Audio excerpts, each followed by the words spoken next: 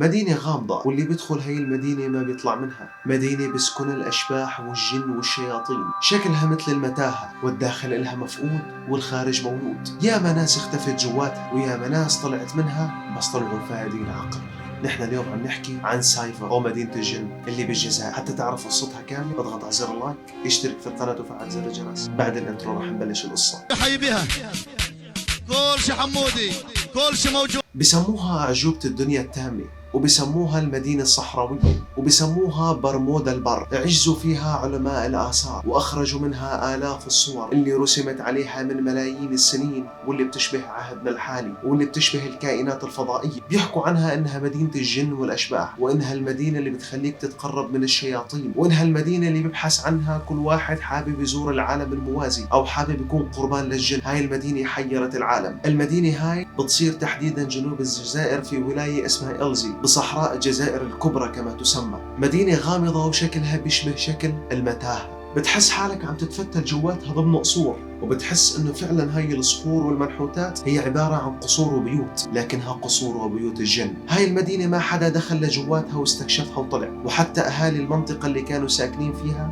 بيحذروا انهم يدخلوا لجواتها، لانهم بيقولوا انه هاي المدينة بيسكن فيها الجن والارواح الشريرة. زار هاي المدينة عراب السحر الاسود والاب الروحي للجن والسحر الاسود في بريطانيا أليستر كراو، لكن هذا قصته كانت مختلفة تماما. هذا الانسان لما زار هاي المدينة يا جماعة الخير دخلوا معاه وفد باحث، ولما دخلوا على هاي المدينة وبعد عدة أيام من التجول والاستكشاف والبحث والتقصي، الغريب بالموضوع إنه ما طلع ولا واحد من الجروب اللي كانوا مع هذا الإنسان، وهو الوحيد اللي طلع من هاي المتاهة، وانفقدوا وانفقد أثرهم وما حدا بيعرف عنهم أي شيء. وبعض الروايات بتقول إنه قدمهم هذا الإنسان كقربان للجن، أو قدمهم كقربان حتى يتواصل مع الجن والأرواح الشريرة لحتى يخدموا وينفذوا مشاريعه. ولما مات هذا الإنسان ترك وراه كتب ومخطوطات فيها صور غريبة، فيها صور بتشبه عهدنا الحالي وصور حيوانات. وهاي المدينة موجودة يا جماعة الخير منذ الخلق الجيولوجي الأول، يعني منذ رب العالمين خلق الجن قبل الإنس، وبحسب الآية الكريمة يقول: وما خلقت الجن والإنس إلا ليعبدون.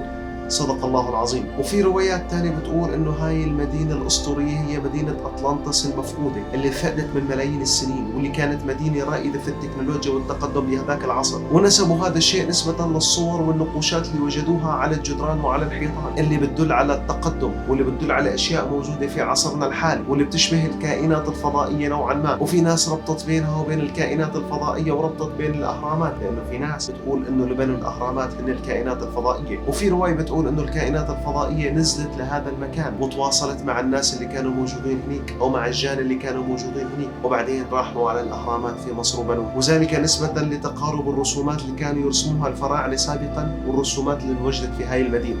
وهاي المدينة اليوم بتعتبر وجهة للي بده يتعلم السحر والشعوذة ويتواصل مع العالم الآخر. أما بالمناسبة من هو أليستر كراولي، فهو عراب السحر الأسود في بريطانيا. وأليستر كراولي يا جماعة الخير يعد باحث ومفكر ومؤلف. ولد أليستر كراولي عام 1875، وهو المؤسس لنظرية الفكر الروحي اللي بتؤمن بذات الإنسان وقدرته على تحقيق الذات والحريات واكتشاف الذات أيضا بمعنى صحيح، لكن بدون أنه يسبب ضرر للآخرين. ويعتبر هو النبي الروحي عند هاي الشخصيات اللي بتؤمن بهذا الفكر. وهو المؤسس لنظرية سيلمو، هاي النظرية الفكرية الروحية، وهو اللي بيعتبر النبي الروحي لهاي النظرية والناس اللي بتآمن فيها. أما بالنسبة لمدينة أطلانتس، فاللي ما بيعرف مدينة أطلانتس هي مدينة خرافية تتناقل حولها الروايات.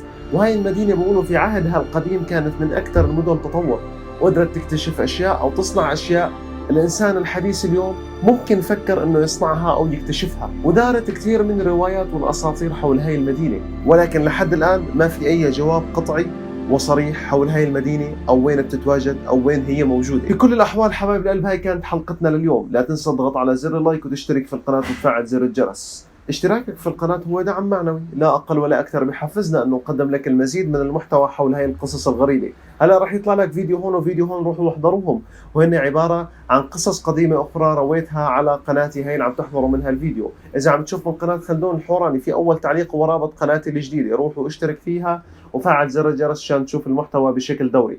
تحياتي للجميع ويسعد قلبكم، والسلام عليكم.